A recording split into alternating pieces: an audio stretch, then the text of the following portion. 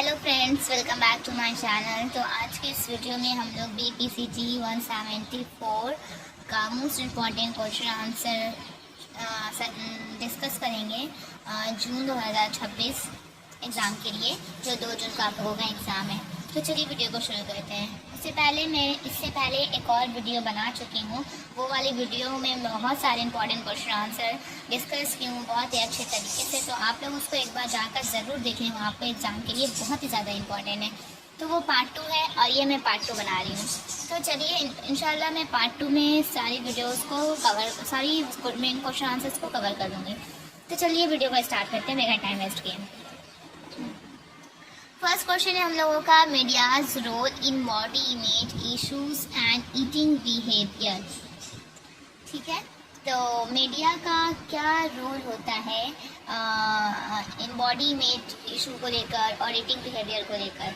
ठीक है, तो सबसे पहले हम लोग समझते हैं कि बॉडी इमेज क्या होता है। पर्सन अपने बॉडी और अपीयरेंस के बारे में क्या सोचता है। जैसे एग्जांपल, मैं मोटा हूँ, मैं स्लिम हूँ, मैं स्लिम नहीं हूँ, मेरी स्किन अच्छी नहीं है, यानी खुद के बॉडी को लेकर फीलिंग्स क्या है, इसी को हम लोग कहते हैं बॉडी इमेज इश्यूज। मतलब लोग होते हैं ना कि मैं ऐसा होता, मेरा फेस अच्छा नहीं है, मैं गोरा नहीं हूँ, मैं ज़्यादा मोटा हूँ, तो इसको बॉडी इमेज इश्यूज कहते हैं। और ईटिंग बिहेवियर, हम क्या और कैसे खाते हैं, क्या खाते हैं और कैसे खाते हैं। जैसे डाइटिंग करते हैं, ओवर ईटिंग करते हैं, या अनहेल्दी ईटिंग हैबिट्स हम लोगों की, तो इससे ईटिंग बिहेवियर होते हैं। ये दोनों में मीडिया का क्या रोल होता है, इसके बारे में हम लोग को अब समझना है। क्वेश्चन का मतलब क्या है, media's role in body image issues and eating behaviour, यानी मीडिया लोगों के बॉडी के बारे में थिंकिंग और ईटिंग हैबिट्स को कैसे अफेक्ट करता है ना। तो इजी डिफिनेशन बोलती हूँ इंग्लिश में कि media influences people's body image and eating behavior by promoting unrealistic beauty standards and affecting self-confidence and food habits. Media's role in body image issues में यहाँ पर मैंने लिख दिया है unrealistic beauty standards। मतलब टीवी, फिल्म्स और सोशल मीडिया पर दिखाया जाता है slim body, fair skin, perfect face का ब्यूटीफुल दिखाया जाता है। लोग कंपेयर करने लगते हैं क्या, जैसे इंस्टाग्राम मॉडल्स हो गई, वो सबसे लोग अपने आप को कंपेयर कर लेते हैं। मतलब ज़रूरी नहीं कि वो रियलिस्टिक ही हो, फ़िल्टर यूज़ करके इंसान और भी ज़्यादा खूबसूरत दिखने लगता है। तो फिर लोग इंस्टाग्राम के मॉडल्स ले लो, वो सबसे खुद को कंपेयर करने लगते हैं। तो यहाँ पे बॉडी इमेज इशू हो रहा है। सेकंड नंबर में low self esteem. Low self esteem में हम लोगों का होता है अपने बॉडी को दूसरे से कंपेयर करके इनसिक्योरिटी फील करना, लो कॉन्फिडेंस हो जाता है। लोग जैसे टीनेजर्स फीलिंग कि आई एम नॉट अट्रैक्टिव, मतलब ज़्यादातर ये टीनेजर्स में होता है कि मैं अट्रैक्टिव नहीं हूँ, मैं खूबसूरत नहीं हूँ, तो लोग इससे लो कॉन्फिडेंस होता है। थर्ड नंबर में हम लोगों का प्रेशर टू लुक परफेक्ट। मतलब मीडिया परफेक्ट बॉडी का प्रेशर क्रिएट करता है। जैसे मीडिया मतलब लोगों को चाहते हैं कि प्रेशर होता है कि वो खुद को परफेक्ट दिखे, अच्छे दिखें, एक प्रेशर वो लोगों के पास हो जाता है। जैसे actors and influencer promoting zero figure, है ना। जैसे जो एक्टर होते हैं ज़ीरो फिगर को प्रमोट करते हैं, तो लोग समझते हैं ये ज़्यादा बेस्ट है, तो लोगों पर प्रेशर होता है खुद को एक लुक अच्छा देने के लिए। तो ये सब मीडिया का रोल है बॉडी इमेज इश्यूज़ करने में, लोगों को माइंड को डिस्ट्रैक्ट करने में। इससे बहुत ज़्यादा अफेक्ट पड़ता है नॉर्मल पीपल के लाइफ पर के बॉडी इमेज इश्यूज़ में। एंड उसके बाद हम लोग आते हैं media's role in eating behaviour. अब ईटिंग पे क्या रोल होता है मीडिया का, तो फर्स्ट में हम लोग का डाइट कल्चर, यानी कि मीडिया एक्सेसिव डाइटिंग को प्रमोट करता है। मतलब लूज वेट इन 7 days एड्स, ऐसे मतलब अनहेल्दी ईटिंग हैबिट्स डेवलप हो सकते हैं। मतलब एक्स्ट्रा दिखाता है कि 7 days में लूज वेट कर लो एड्स के through.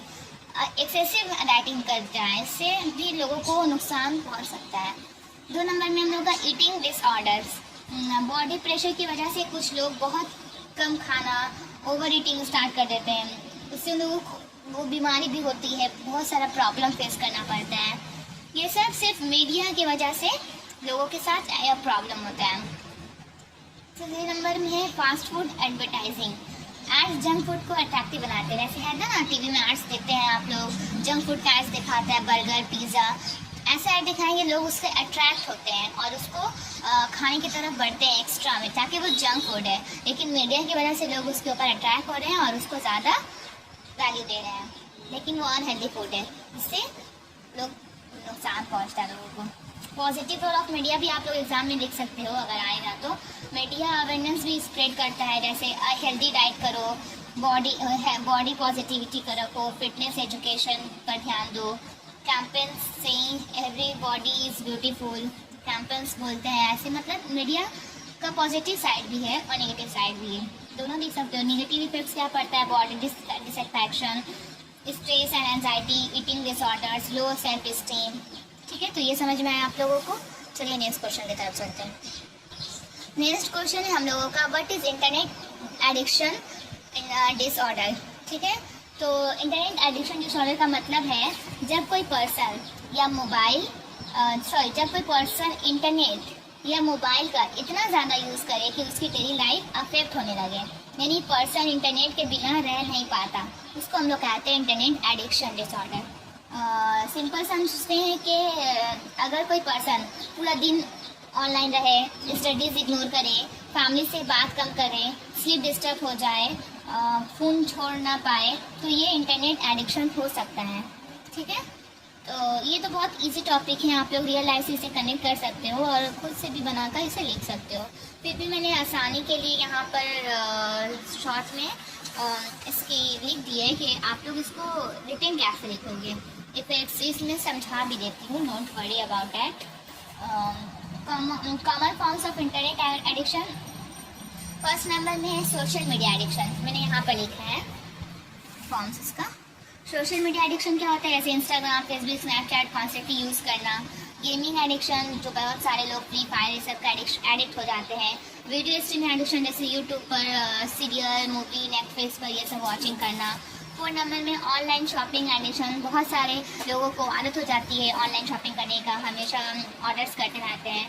Symptoms of internet addiction क्या है, इंपॉर्टेंट सिम्टम्स मैंने कहाँ लिखा है, यहाँ पर शायद लिखा है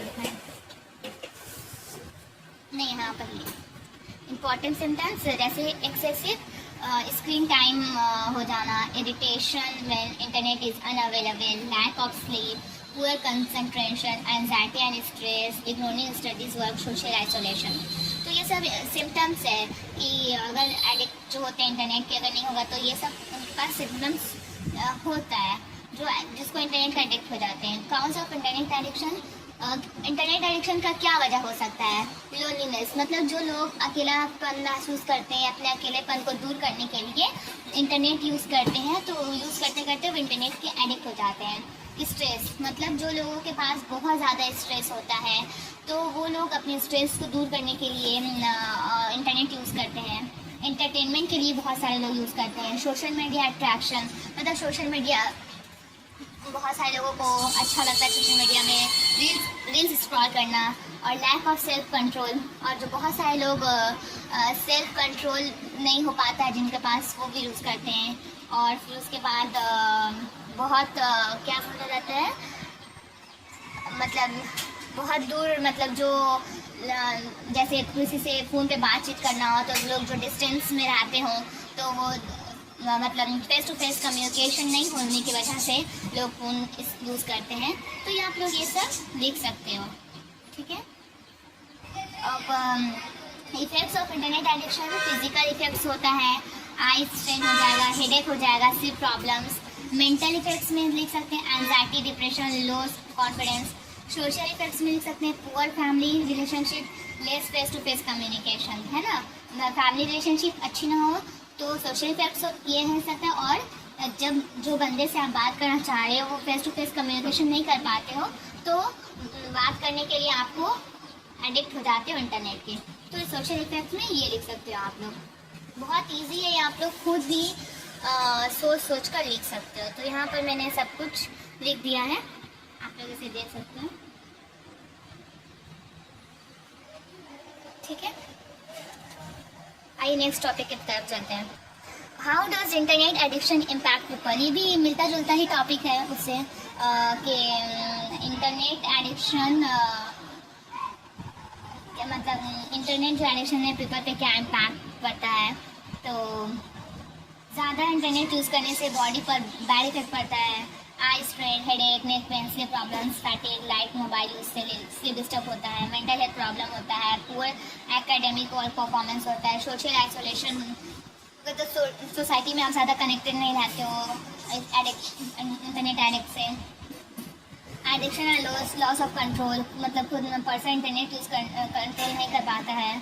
बिहेवियर में बहुत ज़्यादा चेंजेस हो जाता है, मतलब इंटरनेट एडिक्शन बिहेवियर को अफेक्ट बहुत करता है। अगर इंटरनेट जो एडिक्ट हो जाते हैं लोग, उनके अंदर ज़्यादा गुस्सा आ जाता है, बहुत ज़्यादा एग्रेसिव हो जाते हैं वो लोग, लेजीनेस हो जाते हैं, लैक ऑफ पेशेंस, और पेशेंस उन लोगों के पास बिल्कुल नहीं होता है।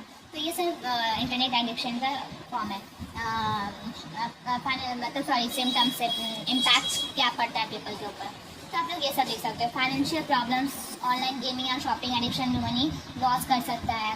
पॉजिटिव साइड भी है, एजुकेशन प्रोवाइड करता है, इंटरनेट कम्युनिकेशन करवाता है, इंफॉर्मेशन देता है। ठीक है, इतना ज़्यादा इसमें डीपली नहीं समझाने की ज़रूरत है, मुझे नहीं लगता है। नेक्स्ट क्वेश्चन हम लोगों का बहुत ही ईजी क्वेश्चन है मेरे हिसाब से, पता नहीं आप लोग को भी ईजी लगेगा अगर मैं समझा दूँगी तो। Developing and effective advertising program, बहुत ही ईजी है ये टॉपिक, बहुत ईजी है। मतलब जो अगर डिजिटल मार्केटिंग वगैरह को जानते होंगे तो उनके लिए तो ये बहुत ही ज़्यादा ईजी है। तो चलिए समझते हैं एक सक्सेसफुल एडवर्टीजमेंट कैंपेन कैसे बनाई जाए, इसके बारे में ये पूरा समझ रहा है। सिंपल लैंग्वेज में समझो तो developing and effective advertising program means creating advertisement that successfully attract people, promote products and increase sales.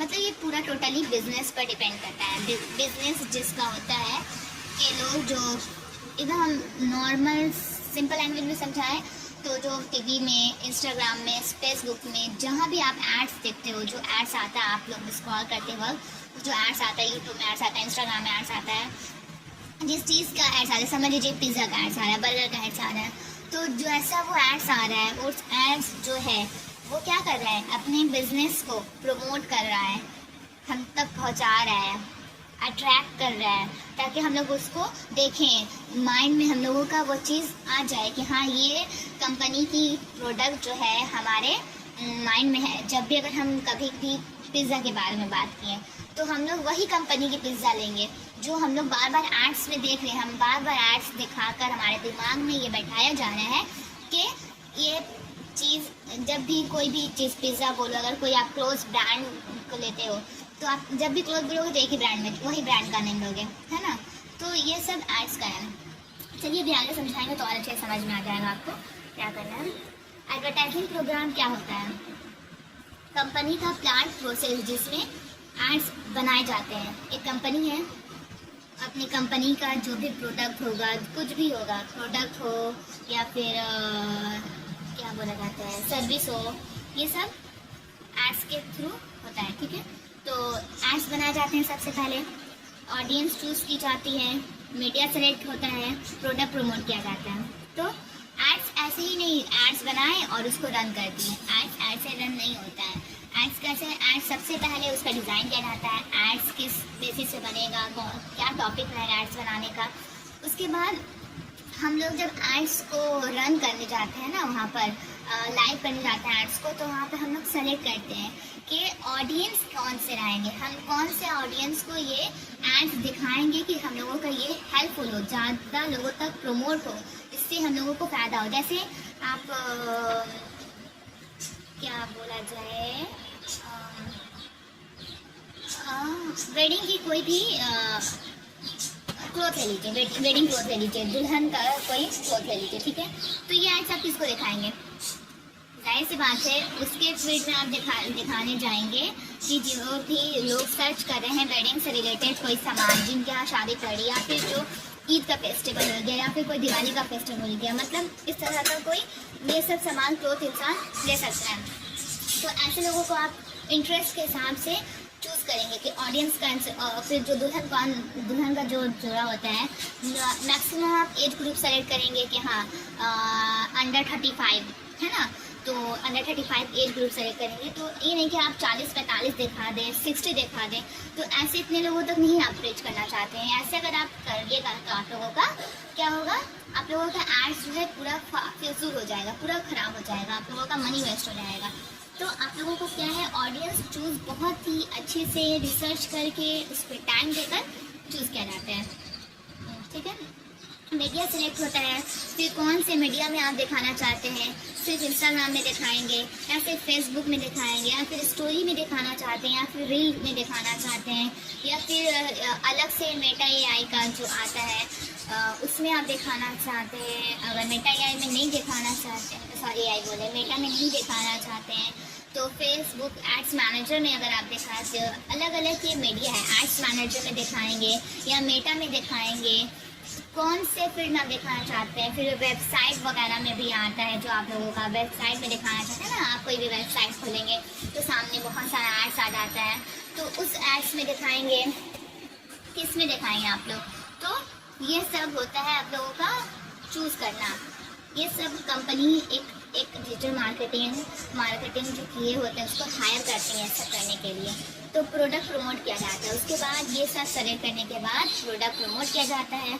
जैसे आप कोई देख रहे हैं टीवी में एडवर्टीजमेंट किसी भी चीज़ को लेकर, कोई भी ऑयल को लेकर देख रहे हैं ना, कोई ऑयल देखें तो आप जो ऑयल देखें बार बार आपको एडवर्टीजमेंट में दिखाया जा रहा है, तो आप अब वो ऑयल लीजिएगा, अब जब भी यूज़ करिएगा तो उस ऑयल को लीजिएगा। क्यों आप यूज़ किए, वो एड्स देखने के बाद आप यूज़ किए, है ना।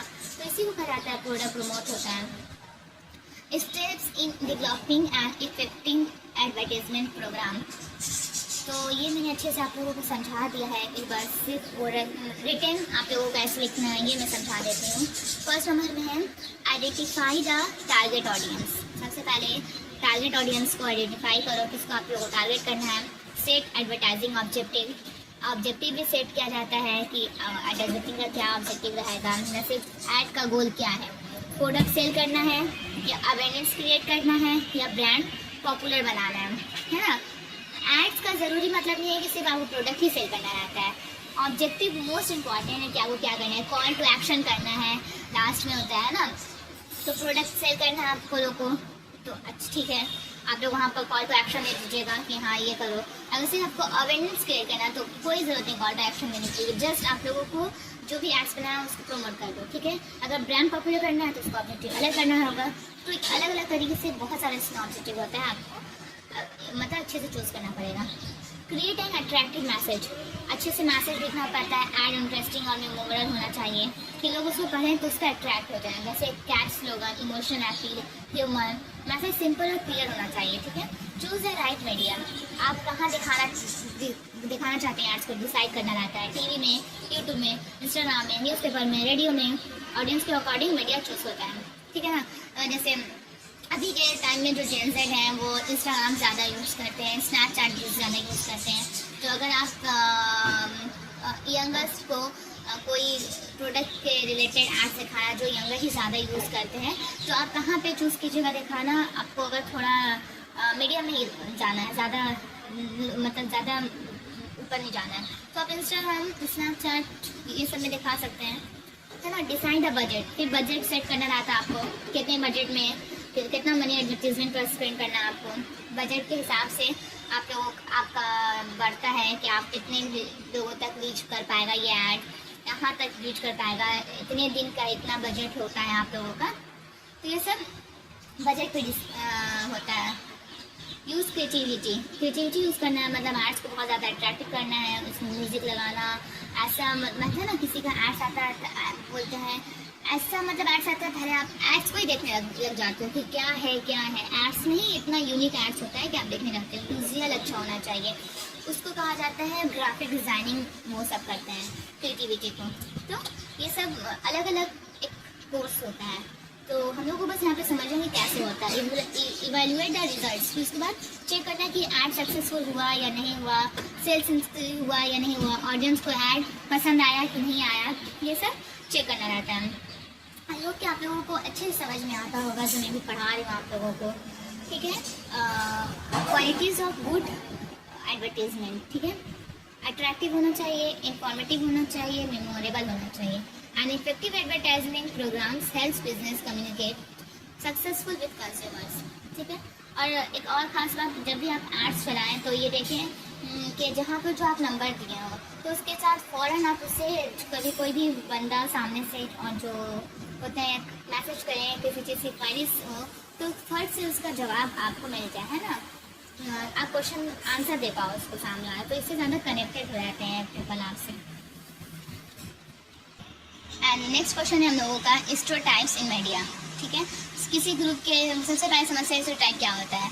जैसे किसी ग्रुप के बारे में फिक्स्ड और ओवर सिंप्लीफाइड थिंकिंग को स्टेरियोटाइप्स कहते हैं, यानी बिना प्रॉपरली जाने एक कॉमन इमेज बना लेना, उसको स्टेरियोटाइप कहते हैं। जैसे गर्ल्स इमोशनल होती हैं, बॉयज स्ट्रांग होते हैं, ओल्ड पीपल टेक्नोलॉजी नहीं समझते हैं, यानी जनरलाइज्ड बिलीव्स स्टेरियोटाइप होते हैं। ठीक है, तो मीडिया में stereotypes are fixed and generalised images of people shown through television, films, advertisement and social media. ठीक है, स्टेरियोटाइप को मतलब आपको समझ में आ गया। मीडिया स्टेरियोटाइप क्या है, जब टीवी, फिल्म्स, एड्स या सोशल मीडिया किसी gender, religion, culture, profession, age group को एक फिक्स्ड वे में दिखाए तो उसको मीडिया स्टेरियोटाइप कहते हैं। ठीक है, types of stereotype in media में क्या है, जेंडर स्टेरियोटाइप, मेन और वुमेन को फिक्स्ड रोल्स में दिखाना, वुमेन वाली cooking and cleaning, main always strong and powerful, तो ये सब ट्रेडिशनल रोल्स को प्रमोट करता है। कल्चरल स्टेरियोटाइप्स, किसी कल्चर को सेम इमेज में दिखाना, सर्टेन कम्युनिटीज को फनी या बैकवर्ड दिखाना। एज स्टेरियोटाइप, ओल्ड पीपल को वीक या बोरिंग दिखाना, चिल्ड्रन को रिस्पॉन्सिबल दिखाना, ये सब स्टेरियोटाइप हो गया। मतलब एक इंसान का एक सोच हो गया कि ऐसा ही होता है। ठीक है, प्रोफेशनल स्टेरियोटाइप, स्पेसिफिक जॉब को फिक्स जेंडर या पर्सनालिटी से कनेक्ट करना, मतलब नर्स जो होंगी वुमेन ही रहेंगी, बॉस जो होंगे मैन ही रहेंगे। ठीक है, इसमें ज़्यादा पढ़ाने का नहीं है, आप भी समझ इसे थोड़ा देख लीजिएगा। नेक्स्ट टॉपिक पर चलते हैं। नेक्स्ट टॉपिक है हम लोगों का पॉलिटिक्स इन मीडिया रिप्रेजेंटेशन।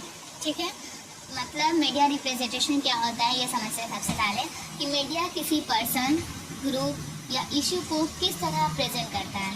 ठीक है, जैसे एग्जांपल, न्यूज़ चैनल किसी लीडर को पॉजिटिव या निगेटिव दिखाएं। ठीक है, पॉलिटिक्स इन मीडिया रिप्रेजेंटेशन यानी पॉलिटिक्स मीडिया को कैसे इन्फ्लुएंस करती है और मीडिया पॉलिटिकल आइडियाज़ को कैसे रिप्रेजेंट करता है, इसको हम लोग कहते हैं politics in media representation. Politics and media में क्या रिलेशनशिप है, तो एक नंबर में मीडिया इन्फ्लुएंसेस और पब्लिक ओपिनियन, मतलब मीडिया लोगों की पॉलिटिकल थिंकिंग को अफेक्ट करता है। News channel election issues highlight करते हैं, पीपल की ओपिनियन चेंज हो सकती है। मतलब जब भी जैसे समझ लीजिए इलेक्शन के टाइम में सारे न्यूज़ चैनल में आपको सिर्फ इलेक्शन के बारे में ही दिखाया जा रहा हो, तो उसको देखते देखते आपकी माइंड भी क्या होती है ना, चेंज हो जाती है। उसके और आपका पॉलिटिकल थिंकिंग बहुत ज़्यादा इफेक्ट करता है, आप थोड़ा अलग सोचने लगते हो। कैसे, जो मीडिया दिखाता है उसके हिसाब से आपका माइंड थोड़ा चेंज हो ही जाता है, बहुत इफेक्ट करता है ये सब चीज़ों से। ठीक है, दो नंबर में पॉलिटिकल प्रयास इन मीडिया, मतलब कभी मीडिया किसी पॉलिटिकल पार्टी को सपोर्ट करता है। मतलब कभी कभी कोई चैनल्स को देखोगे एक ही पार्टी के बारे में वो सपोर्ट कर रहा है, तो इसको हम पॉलिटिकल प्रयास कहते हैं। जैसे एक चैनल किसी लीडर को पॉजिटिव दिखाए और दूसरे को निगेटिव दिखाए, मतलब मीडिया वाले भी मतलब पार्टीज में डिवाइडेड है, तो इसको हम लोग मीडिया ब्यास कहते हैं। थर्ड नंबर में media as a political tool, मतलब पॉलिटिशियंस मीडिया का यूज़ प्रमोशन के लिए करते हैं, ऐसे election campaigns, political ads, social media speeches. मतलब देखते हैं ना, मीडिया पर किसी भी चीज़ को लेकर अवेयरनेस दिया जाता है, इलेक्शन के टाइम में कैंपेन्स चलाए जाते हैं, पॉलिटिकल एड्स दिखाए जाते हैं, सोशल मीडिया स्पीचेस होती है ना, तो ये सब है। 4 नंबर में रिप्रेजेंटेशन ऑफ पॉलिटिकल इश्यूज, मतलब मीडिया में दिखाया जाता है करप्शन के बारे में, अनएम्प्लॉयमेंट के बारे में, प्रोटेस्ट हो रहा है जहाँ पर उसके बारे में दिखाया जाता है, इलेक्शन जैसे इश्यूज़ को पब्लिक तक पहुँचाया जाता है, तो ये सब पॉलिटिकल इश्यूज़ को रिप्रेजेंट किया जाता है, अवेयर किया जाता है। 5 नंबर में है social media and politics. Social media politics का पावरफुल प्लेटफॉर्म बन गया है, जैसे Twitter campaigns, Instagram political post, online debates, ये सब। पॉजिटिव रोल ऑफ मीडिया क्या है, इफेक्ट पड़ता है public awareness, freedom of expression, information sharing, democratic participation. Negative effect क्या है, fake news, propaganda, media Beas, manipulation of public opinion. ठीक है, सुटेबल एग्जाम्पल आप दे सकते हो, इलेक्शन न्यूज़ कवरेज होता है, इलेक्शन के टाइम में पॉलिटिकल एडवर्टीजमेंट दिया जाता है, social media campaigns during election. तो पॉलिटिक्स इन मीडिया रिप्रेजेंटेशन, उम्मीद है आप लोगों को समझ में आ गया होगा। तो चलिए चलते हैं नेक्स्ट टॉपिक की तरफ। नेक्स्ट क्वेश्चन है हम लोगों का relationship between crime and media. मतलब रिलेशनशिप क्राइम और मीडिया का क्या रिलेशन है इसको समझते हैं। क्राइम और मीडिया का बहुत गहरा रिलेशन है। मीडिया मतलब TV, newspaper, films, internet, social media crime की जानकारी लोगों तक पहुंचाता है। साथ ही मीडिया लोगों की क्राइम के बारे में सोच और समझ को भी बहुत ज़्यादा असर करता है। मीडिया क्राइम की इंफॉर्मेशन देता है, ठीक है। मीडिया क्या करता है, क्राइम की इंफॉर्मेशन देता है। मीडिया लोगों को बताता है कि किस जगह क्या क्राइम हुआ, कैसे हुआ और उसको क्या प्रभाव पड़ा। जैसे example news channels murder, robbery, cyber crime और फ्रॉड की खबरें दिखाते हैं। तो मन में है साइबर क्राइम अवेयरनेस बढ़ाता है। मीडिया लोगों को क्राइम से बचने के तरीके और सेफ्टी मेजर्स के बारे में जानकारी देता है। साइबर क्राइम से बचने के लिए OTP शेयर न करने की सलाह देता है। 3 नंबर में है मीडिया पब्लिक ओपिनियन बनाता है।